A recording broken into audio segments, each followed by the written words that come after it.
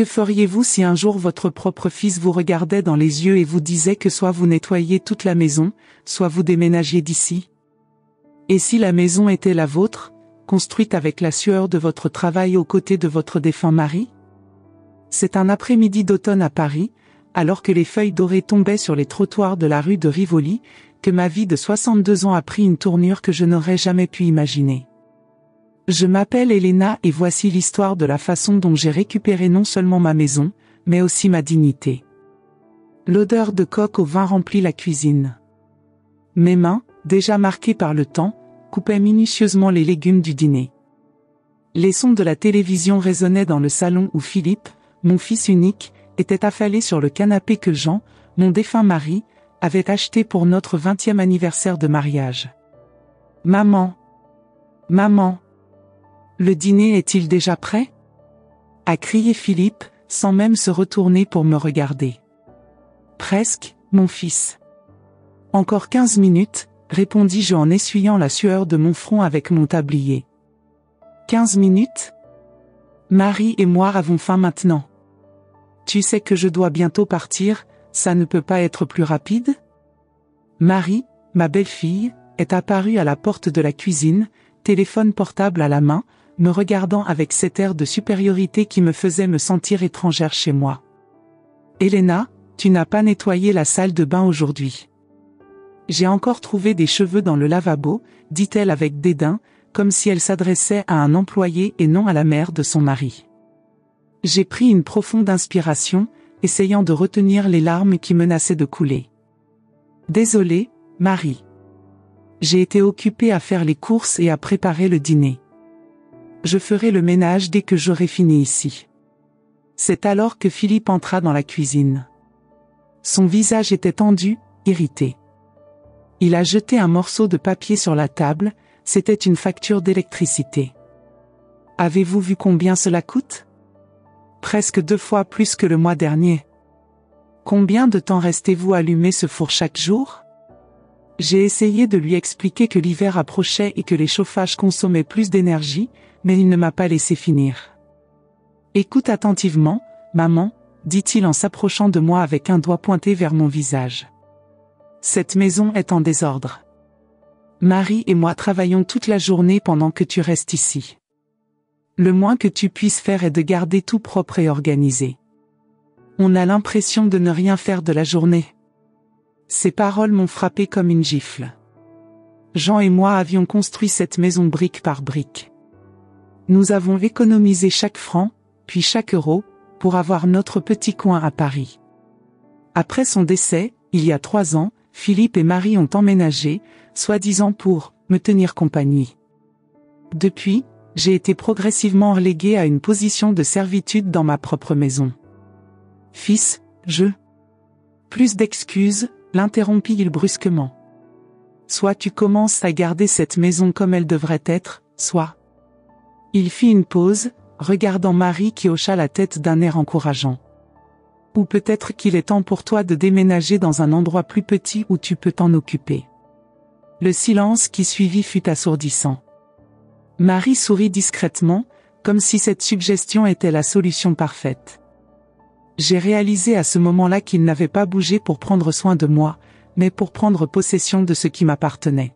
« Dîner dans 10 minutes » fut tout ce que je pus dire, me tournant vers le poêle pour cacher les larmes qui coulaient désormais librement.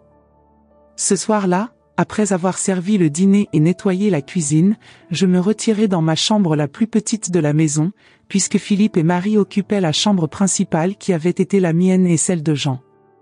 Assise sur le bord du lit, j'ai regardé la photo de mon défunt mari. « Jean, » murmurai-je dans le vide, « que dois-je faire maintenant ?»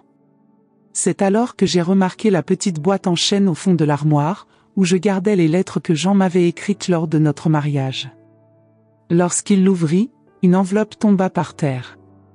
C'était le testament que Jean avait laissé, stipulant clairement que la maison était à moi, entièrement à moi. Quelque chose a changé en moi cette nuit-là. Une détermination que je n'avais pas ressentie depuis des années a commencé à grandir.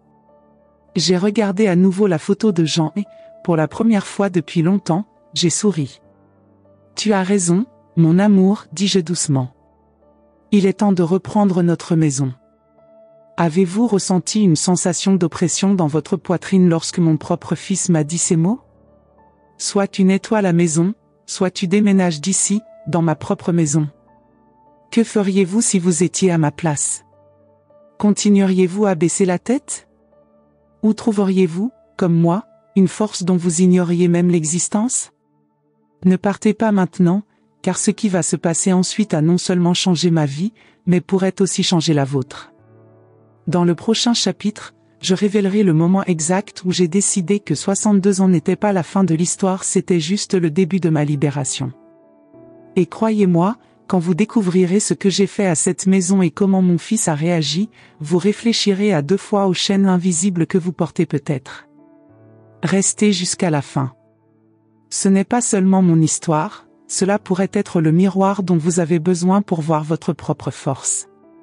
Cette force endormie qui n'attend qu'un petit coup de pouce pour se réveiller. Le soleil brillait timidement à travers les rideaux de ma petite chambre lorsque je me réveillais le lendemain matin. Il y avait quelque chose de différent dans l'air ou peut-être en moi. Après des décennies à suivre la même routine, je me suis levé 1 heure plus tôt. Au lieu d'aller directement à la cuisine préparer le petit déjeuner pour Philippe et Marie, je me suis assis au petit bureau et j'ai commencé à écrire. J'ai énuméré tout ce qui s'était passé au cours des 3 dernières années depuis que Jean nous avait quittés. Les petites humiliations quotidiennes, les tâches ménagères qui se multipliaient, les commentaires désobligeants, les regards de dédain. C'était comme si en mettant tout sur papier, je pouvais enfin mesurer l'ampleur de ce qui se passait. L'horloge indiquait 7h30 lorsque j'entendis les pas de Marie dans le couloir. Bientôt, elle frappait à ma porte pour me poser des questions sur le petit déjeuner. Mais ce jour-là serait différent. J'ai quitté la pièce avant qu'elle puisse frapper. Je n'étais pas habillée de mon tablier habituel, mais d'une robe bleu marine que Jean adorait depuis combien de temps ne la portait-elle pas? « Bonjour, Marie, dit-il calmement lorsqu'il la rencontra dans le couloir. « Elena? Le petit déjeuner n'est pas encore prêt? Philippe a un rendez-vous important aujourd'hui et... » « Non, le café n'est pas prêt, l'interrompis-je avec une sérénité qui la surprit. « Aujourd'hui, il va falloir gérer. » Je l'ai laissé bouche bée dans le couloir alors que j'attrapais mon sac et sortais par la porte d'entrée. L'air frais de Paris emplissait mes poumons comme pour la première fois. J'ai marché jusqu'au métro, ce que je n'avais pas fait seul depuis des mois. Mon destin? Le bureau de Jean-Pierre Moreau, le notaire qui avait traité le testament de Jean. Madame Dubois, quelle agréable surprise, s'est exclamé Jean-Pierre en me voyant entrer dans son bureau du 6e arrondissement. Comment puis-je t'aider? J'ai besoin de savoir exactement quels sont mes droits sur la maison, dis-je sans détour. Jean-Pierre a ajusté ses lunettes, après avoir consulté les documents, a confirmé ce que je savais déjà, la maison m'appartenait entièrement. J'en avais été très clair dans le testament. Et si je veux le vendre? J'ai demandé. Il m'a regardé surpris. C'est votre droit, madame. La maison est votre propriété. Quand j'ai quitté le bureau d'état civil, mon téléphone n'arrêtait pas de sonner. Philippe. Je l'ai ignoré. Au lieu de rentrer chez moi, je me suis rendu dans une agence immobilière de l'avenue des Champs-Élysées. J'aimerais valoriser ma propriété en vue de la vendre, ai-je dit à l'agent immobilier, une femme d'âge moyen nommée Sophie. Bien sûr, madame. Nous pouvons organiser une visite pour évaluer la propriété. Est-ce que ce serait possible maintenant? J'ai demandé. Sophie parut surprise, mais accepta. Quand nous sommes arrivés chez moi quelques heures plus tard, Philippe était à la porte, furieux. Maman. Où étais-tu? Tu n'as pas fait le café, tu n'as pas répondu au téléphone et... Il s'arrêta en voyant Sophie. Qui est-ce? Philippe, voici Sophie Lemaire, agente immobilière. Elle est venue évaluer la maison à vendre. Le visage de mon fils s'est complètement transformé. Le rouge de la colère fit place à une pâleur de choc. Vais vendre? Que veux-tu dire par vendre? J'ai ignoré sa question et j'ai guidé Sophie à l'intérieur de la maison. Marie apparut dans l'escalier, observant la scène avec confusion. Philippe nous suivit en répétant la même question sur un ton de plus en plus désespéré. Lorsque Sophie a terminé l'évaluation, elle a souri de satisfaction. C'est une excellente propriété, Madame Dubois. Emplacement privilégié, bonne taille. Je peux en tirer un très bon prix. J'ai signé sur place les premiers papiers, sous les yeux étonnés de Philippe et de Marie. Lorsque Sophie partit, le silence dans la pièce était palpable. C'est Philippe qui l'a cassé. Maman, qu'est-ce que tu penses faire? C'est notre maison. Non, Philippe, répondis-je calmement. C'est ma maison. La maison que ton père et moi avons construite. Et tu m'as donné un ultimatum hier, tu te souviens? Nettoyer la maison ou déménager. Eh bien, j'ai décidé de déménager. Et de vendre. Marie s'avança, soudain alarmée. Tu ne peux pas faire ça. Où allons-nous vivre? Ce n'est plus mon problème, répondis-je. Vous êtes jeune, vous avez un travail. Vous pouvez louer un appartement comme n'importe quel autre couple. Philippe est passé du pâle au rouge. Es-tu fou? Tu ne peux pas nous expulser. Oui, je peux. Et je te donnerai 30 jours pour trouver un autre endroit. À ce moment-là, j'ai vu quelque chose dans les yeux de mon fils que je n'avais jamais vu auparavant, la peur. Pas peur de moi-même, mais peur de perdre le confort que j'avais tenu pour acquis. Maman, parlons-en, commença-t-il, sa voix soudain douce. Peut-être que nous avons été un peu durs avec toi, mais vendre la maison? C'est trop radical. Marie le rejoint rapidement. Elena, nous sommes une famille. Les familles ont des désaccords, mais cela ne veut pas dire que nous devons prendre des décisions drastiques. Je les ai regardés tous les deux, mon fils et sa femme, et j'ai vu clairement ce que je n'avais pas voulu voir depuis des années, un opportunisme déguisé en inquiétude. La décision a été prise, a-t-il déclaré avec fermeté. Et maintenant, si tu veux bien m'excuser, je dois commencer à préparer mes affaires. Je suis monté dans ma chambre et j'ai verrouillé la porte, ignorant les supplications de Philippe puis les menaces de l'autre côté. Pour la première fois depuis 3 ans, j'avais l'impression de respirer pleinement. J'ai repris la photo de Jean et j'ai souri. Tu serais fier de moi, mon amour. Je m'allonge sur le lit, épuisé mais étrangement en paix. Que se passerait-il ensuite? Je n'en étais pas sûr. Mais une chose était claire, après des années passées à être traitée comme une servante dans ma propre maison, j'avais enfin repris le contrôle de ma vie. Que se passera-t-il lorsque Philippe découvrira la vraie valeur de la maison sur le marché parisien? Et quelle sera ma prochaine étape dans cette partie d'échec familial qui vient de commencer? Dans le prochain chapitre, vous verrez comment une simple visite à la banque révélera des secrets que je n'imaginais même pas, et comment un vieil ami réapparaîtra pour changer le cours de cette histoire. Le lendemain matin, Paris se réveille couvert d'une fine bruine qui embue les vitres et crée une atmosphère mélancolique. Je me suis réveillé avant l'aube, déterminé à poursuivre mon plan. Je me suis habillé en silence et j'ai quitté la pièce avec une petite valise contenant des documents importants. La maison était silencieuse. Philippe et Marie dormaient probablement encore, ou peut-être faisaient-ils semblant de dormir pour éviter une nouvelle confrontation. J'ai laissé un simple mot sur la table de la cuisine, je serai de retour dans l'après-midi. Ne m'attendez pas pour le déjeuner. Le métro parisien était bondé comme toujours, les gens se précipitaient vers leur travail, beaucoup d'entre eux avec le regard vide de quelqu'un qui vit de l'automatique. Depuis combien de temps avais-je vécu comme ça aussi? Désormais, chaque décision, chaque respiration me paraissait plus vivante, plus consciente. Ma destination ce matin-là était le Crédit Lyonnais, la banque où Jean et moi tenions nos comptes. Après sa mort, je me suis rarement rendu sur place. Philippe m'avait proposé de s'occuper des finances, arguant que ce serait trop compliqué pour moi.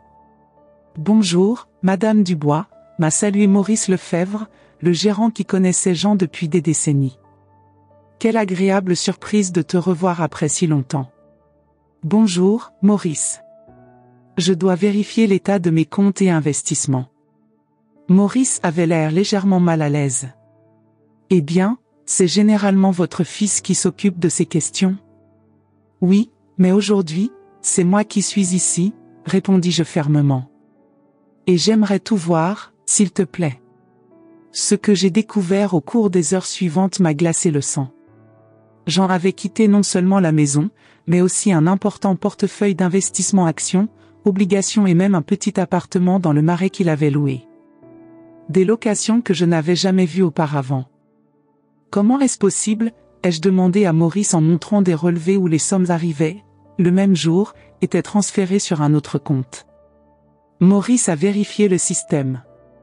Eh bien, votre fils a une procuration pour gérer les comptes, il semble qu'il ait mis en place des virements automatiques vers cet autre compte. Un compte au nom de Philippe et Marie. Ma main tremblait lorsque je signais les documents nécessaires pour révoquer immédiatement la procuration de Philippe. Maurice, conscient de la gravité de la situation, agit avec discrétion et efficacité. Madame Dubois, puis-je faire autre chose pour vous ? Oui, répondis-je après un moment de réflexion. J'aimerais voir l'appartement du Marais cet après-midi. Maurice a passé un coup de fil rapide et a fait en sorte que le locataire actuel, qui par hasard déménageait, me fasse visiter les lieux. J'ai quitté la banque avec un dossier rempli de documents et le cœur lourd, non pas à cause de la trahison, mais à cause de ma naïveté. L'appartement du Marais était un charmant 2 chambres situé dans un immeuble du XVIIIe siècle, donnant sur une petite place. Le locataire, un professeur d'université nommé André, a été surpris de me rencontrer. « Es-tu le propriétaire ? Je croyais que c'était Monsieur Dubois qui gérait tout. »« Je suis le propriétaire, oui, confirmai-je. »« Et tu pars ? » ?»« Malheureusement oui. J'ai reçu une offre pour enseigner à Lyon. Votre fils a déjà trouvé un nouveau locataire qui emménage le mois prochain. » J'ai remercié André et, après son départ, j'étais seul dans l'appartement, contemplant les possibilités. Elle était petite, mais charmante et accueillante, très différente de la grande maison où j'habitais, mais qui ne m'avait jamais semblé être une vraie maison. C'est alors que j'ai eu une idée. En quittant l'appartement, je longeai la place des Vosges, où je rencontrai par hasard une silhouette familière assise dans un café. Hélène ? Hélène Dubois ? Je me suis retourné et j'ai vu Robert Mercier, un vieil ami de Jean et moi. Il était veuf depuis plus longtemps que moi et nous avions perdu contact après les funérailles de Jean. Philippe ne l'a jamais aimé, il disait qu'il avait une mauvaise influence sur moi. Robert. Quelle merveilleuse surprise. Il s'est levé pour me saluer, ses yeux bleus toujours aussi brillants que dans mes souvenirs. Je pensais justement à toi l'autre jour. Asseyez-vous, s'il vous plaît. Laisse-moi t'offrir du café. Je me suis assis, sans m'en rendre compte, j'ai raconté toute mon histoire de ces derniers jours. Robert écoutait attentivement, son expression alternant entre le choc et l'indignation. Helena, c'est terrible. Ton propre fils. Je sais, soupirai-je. Mais maintenant, je reprends le contrôle. Robert sourit, un sourire chaleureux qui me rappela combien il était bon d'avoir de vrais amis. Et qu'est-ce que tu comptes faire maintenant ? Vas-tu vraiment vendre la maison ? Oui, répondis-je avec conviction. Et je viens de voir un appartement ici dans le Marais qui, par hasard, est disponible. Le monde tourne, n'est-ce pas ? A-t-il commenté, ses yeux rencontrant les miens. J'en serais fier de toi, Helena. Nous avons parlé pendant des heures, nous souvenant du passé, timidement, parlant de l'avenir. Quand j'ai finalement regardé l'horloge, il faisait presque nuit. Oh mon Dieu, je dois y retourner. Robert a insisté pour me raccompagner chez moi. En chemin, nous avons échangé nos numéros de téléphone et promis de ne plus perdre le contact. En arrivant à la maison, j'ai trouvé Philippe et Marie dans le salon, attendant visiblement mon arrivée. Le téléphone dans la main de Philippe et son expression furieuse m'ont dit tout ce que j'avais besoin de savoir. La banque a appelé, dit-il sèchement. Vous avez révoqué ma procuration. Oui, répondis-je calmement en raccrochant mon manteau. Et j'ai découvert l'appartement dans le Marais. Et les investissements. Marie pâlit. Philippe fit un pas en avant. Maman, tu ne comprends pas. J'étais juste. Vous me volez? J'ai ajouté. Tout en me traitant comme une femme de chambre dans ma propre maison? Ne sois pas dramatique. Marie est intervenue. Philippe s'occupait des finances parce que vous n'en avez évidemment pas la capacité. C'était la goutte d'eau qui a fait déborder le vase. J'ai construit cette maison et ses finances avec Jean bien avant que vous vous rencontriez, dis-je, ma voix tremblante non pas de peur mais de colère. Et je le répète, vous avez 30 jours pour partir. Et Philippe, j'attends un rapport complet de toutes les transactions financières que vous avez faites avec mon argent. Philippe frappa la table. Tu ne peux pas faire ça. Je suis ton fils. Oui, tu es mon fils. Et cela rend ta trahison encore plus douloureuse. Je me tournai pour monter les escaliers quand Marie cria. C'était ce vieux, n'est-ce pas? Robert Mercier. Je vous ai vu arriver ensemble. C'est pour ça que vous agissez comme ça. Je m'arrêtai un instant, surpris non seulement par la mention de Robert, mais aussi par la surveillance constante à laquelle j'étais apparemment soumis. Ma décision n'a rien à voir avec Robert, répondis-je calmement. C'est une question de dignité. Quelque chose que vous ne semblez pas comprendre tous les deux. Je me suis à nouveau enfermé dans la pièce, mais cette fois je n'ai pas pleuré. Au lieu de cela, j'ai pris mon téléphone et j'ai appelé Sophie, l'agent immobilier. Sophie? C'est Hélène Dubois. J'aimerais accélérer le processus de vente de la maison. Et j'ai aussi un appartement dans le Marais que j'aimerais peut-être garder pour moi. Quand j'ai raccroché, j'ai regardé par la fenêtre les lumières de Paris qui commençaient à s'allumer. La ville lumière, qui pendant si longtemps n'avait semblé qu'une scène lointaine devant ma fenêtre, semblait maintenant me rappeler à la vie. Que se passera-t-il lorsque Philippe découvrira mes véritables projets? Et comment Robert fera-t-il à nouveau partie de ma vie après tant d'années? Dans le prochain chapitre, la confrontation finale révélera des vérités douloureuses sur le passé et ouvrira des portes inattendues sur l'avenir. Une leçon sur un nouveau départ auquel personne ne s'attend à 62 ans. Le mois qui suivit fut comme une tempête silencieuse.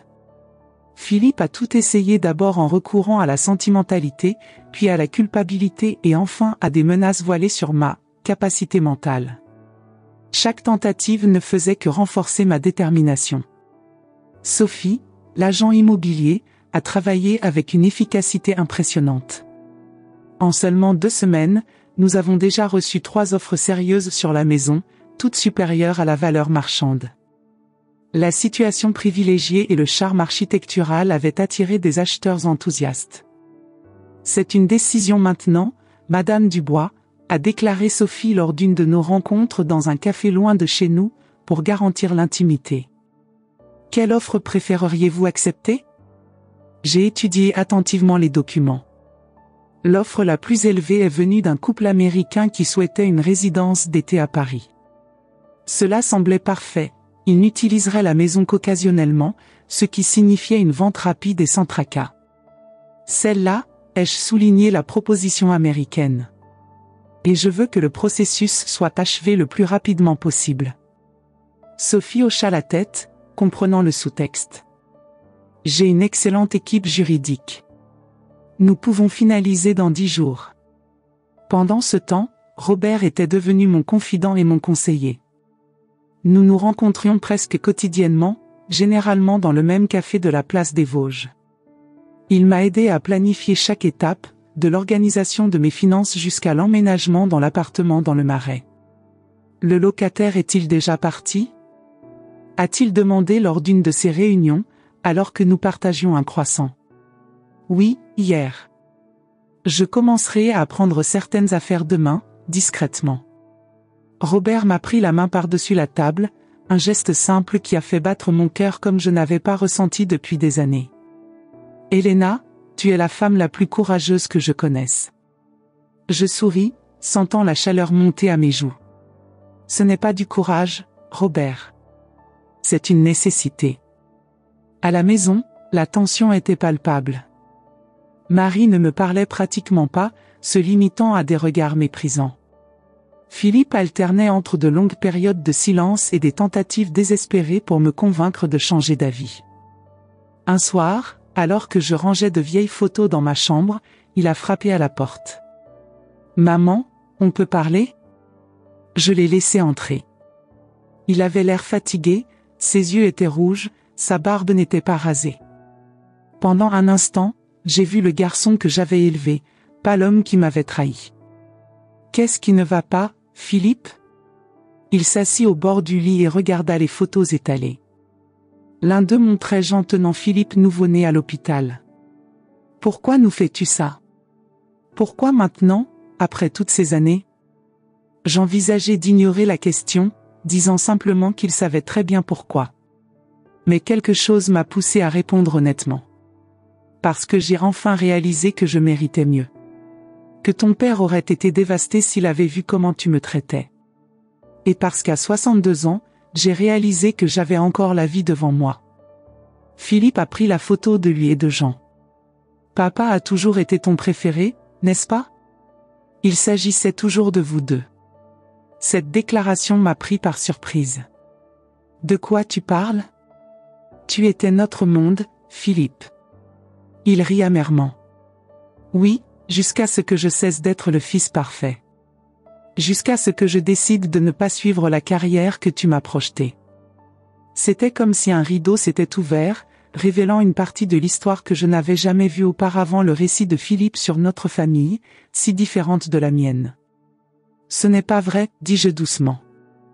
Nous avons été surpris lorsque vous avez abandonné vos études de médecine, certes, mais nous n'avons jamais cessé de vous soutenir. Soutien? Il se leva brusquement.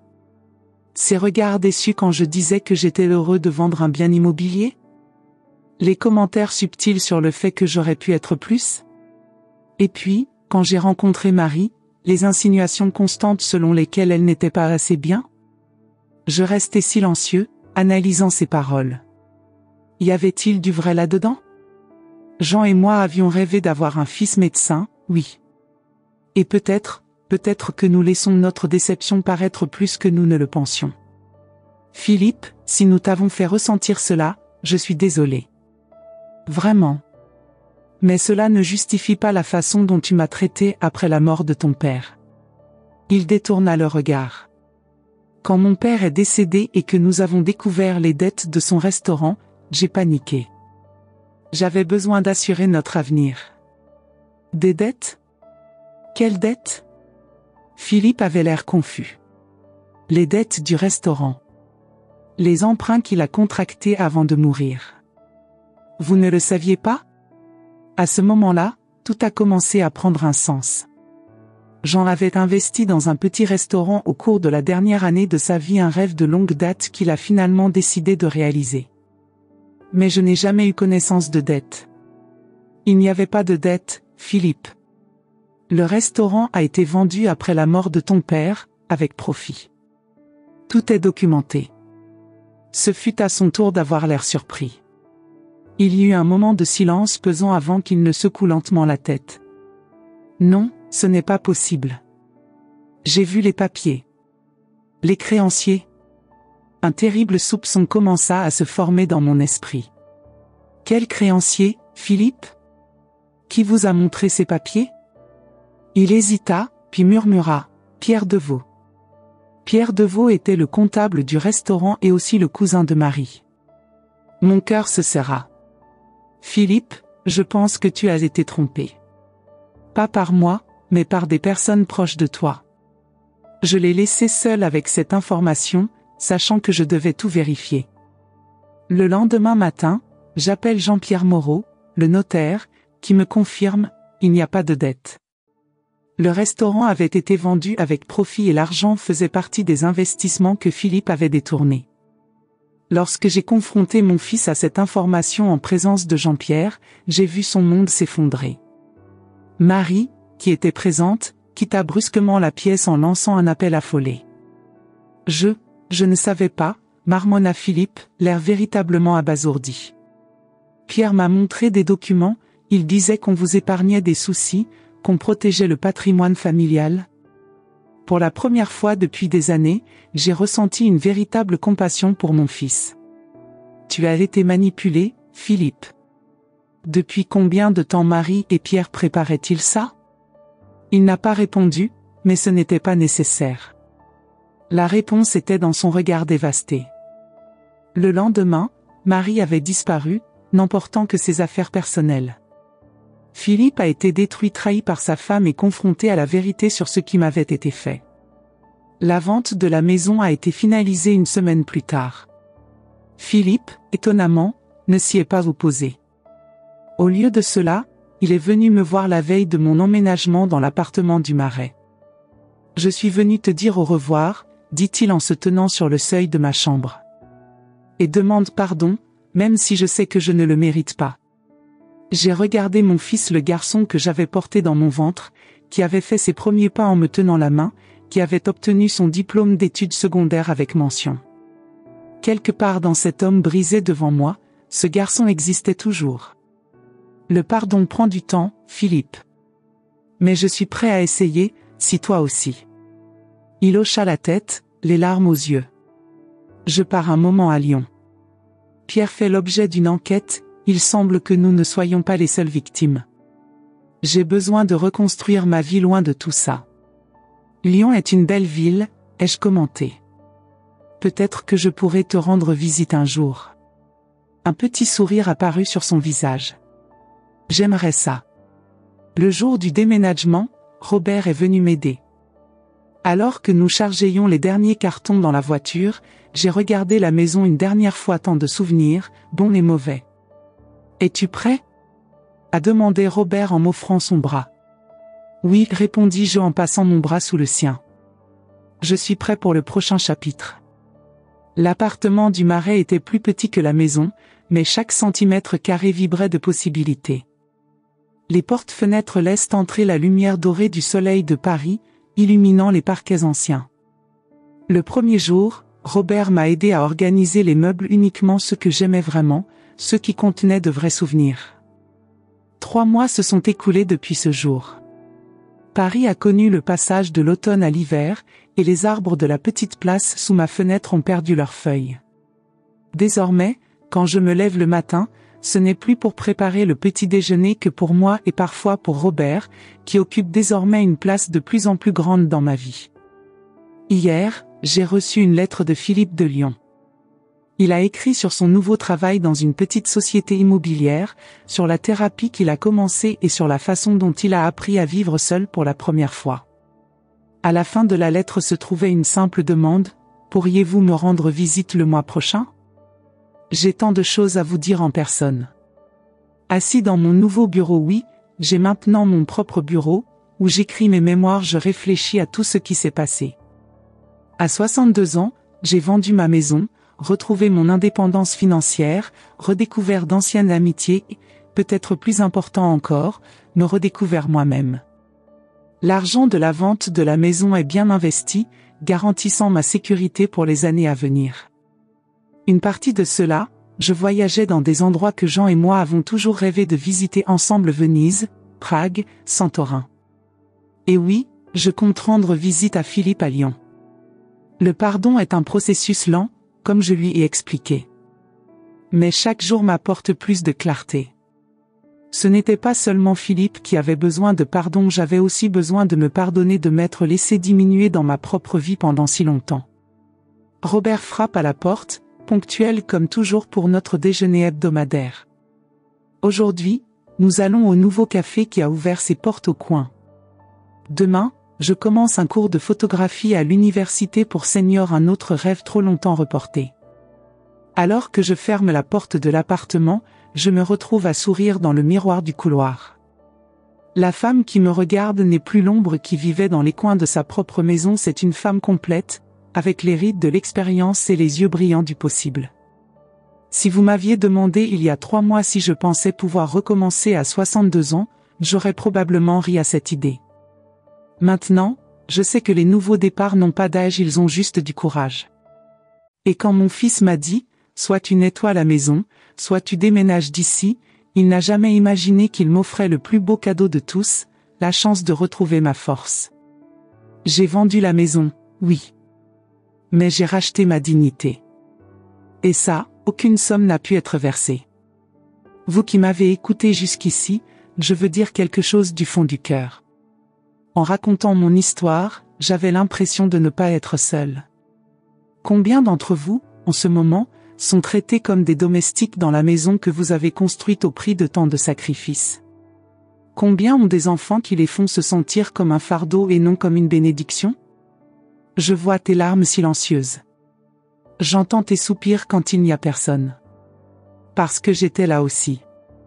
Dites-moi dans les commentaires, votre fils ou votre fille vous a-t-il déjà fait sentir petit dans votre propre maison? Avez-vous déjà pensé à faire ce que j'ai fait, mais la peur vous retient toujours? Ou peut-être avez-vous déjà lancé votre propre ultimatum et recommencé, comme moi? Cette chaîne est notre refuge, où nos histoires ne sont pas seulement entendues, mais ressenties. Inscrivez-vous dès maintenant pour marcher ensemble dans cette phase de la vie qui peut être la plus libératrice de toutes. Appuyez sur ce bouton pour vous, pour votre dignité. Notre âge est dans les rides, pas dans le courage de notre cœur. Partageons ce voyage?